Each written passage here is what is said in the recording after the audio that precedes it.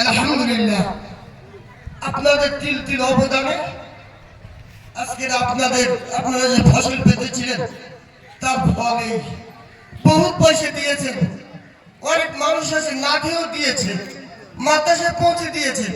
মাদ্রাসা শুরু হাত থেকে আলহামদুলিল্লাহ এলাকার লোক সবাই একবারকে যখন যা বলেছি একবারকে ডাকে সাড়া দিয়েছে। ভাই তার ফল পেয়েছি।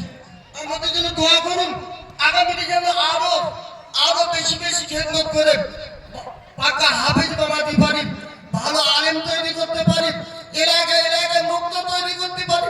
সমস্ত বাচ্চাদের আল্লাহর কালাম যেন তাদের অন্তরে গেঁথে যায়, যেন এই আমার চেষ্টার মাধ্যমে আল্লাহ তৈরি করে দেয়। এই জন্য সবার কাছে দোয়ার ভিখারি। আমরা জান্নাতি মাদ্রাসা থেকে আলহামদুলিল্লাহ কয়েকটা বক্তব্য চলছে, একেবারে বিনা পয়সা বলে চলে যায়। এই ধরনের কিছু বক্তব্যের কাজ চলছে আলহামদুলিল্লাহ। তো আপনারা যারা হাজির আছেন আপনাদের অবদান কখনো ভুলবো না যতদিন বেঁচে আছি।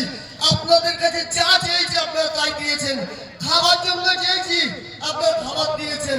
সত্যি কথা বলছি,